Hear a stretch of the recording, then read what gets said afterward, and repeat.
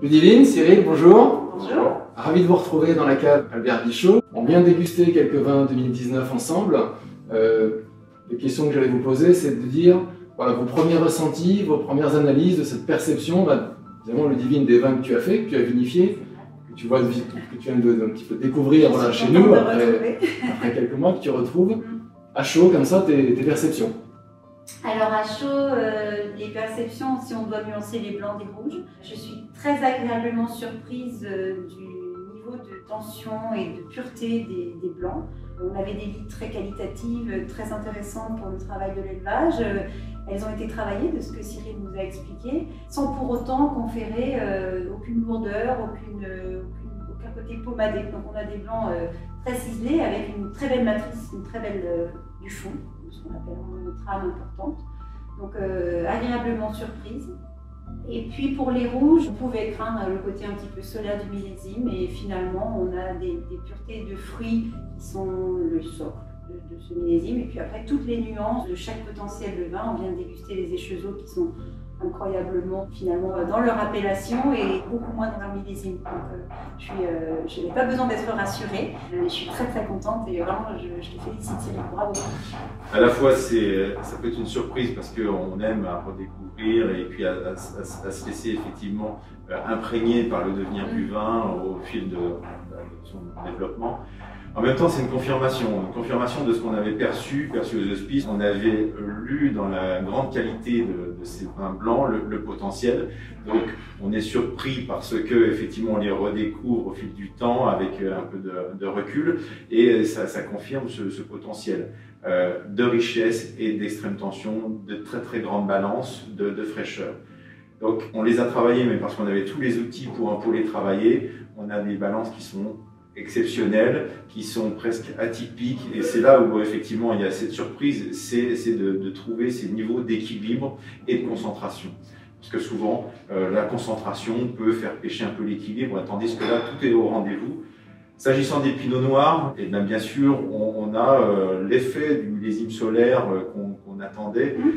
Mais là aussi, tu as raison, cette surprise de constater qu'au fil du temps, la fraîcheur tend à se rasséréner. On a de plus en plus des petites notes, même de bonne réduction, c'est-à-dire qu'on vient sur des choses qui sont très, très fraîches, avec des touches de minéralité.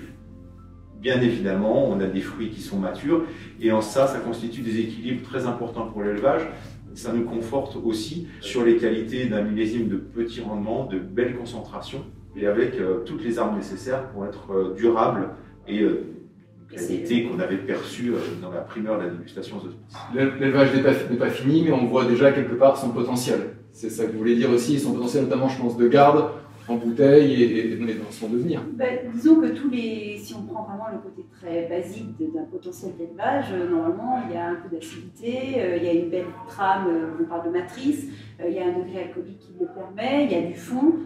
Bon, on a tous les ingrédients, toutes les planètes sont alignées effectivement pour que dans les deux couleurs, et ça c'est assez quand même exceptionnel pour être souligné, dans les deux couleurs, les planètes sont alignées pour un potentiel notamment d'élevage encore à achever, mais très certainement aussi en bouteille pour de longues années, donc c'est plutôt de bon augure. Oui, à la fois la dégustation est en accord avec l'analyse chimique des vins, parce que ça compte aussi de les corréler. Si effectivement sur les blancs nous n'avions aucun doute, sur les rouges on constate qu'après fermentation malolactique, on a des niveaux d'acidité et de pH qui sont tout à fait classiques. Et là encore, c'est pour nous assez confortant sur un millésime solaire d'avoir ces équilibres, qui sont des équilibres véritablement très importants sur les pinots noirs.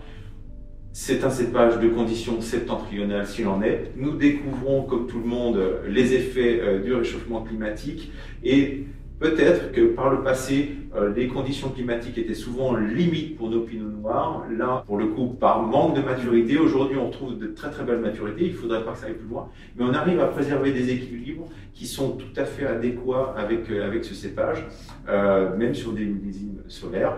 On en connaîtra peut-être encore un cette année. Mais du fait des exercices précédents, on est assez confiant sur ces équilibres de pinot noir. Donc s'il devait y avoir un effet délétère dans le futur du réchauffement climatique, il n'a pas encore lieu. Pour l'instant, on est plutôt sur des équilibres et une régularité qui nous conforte.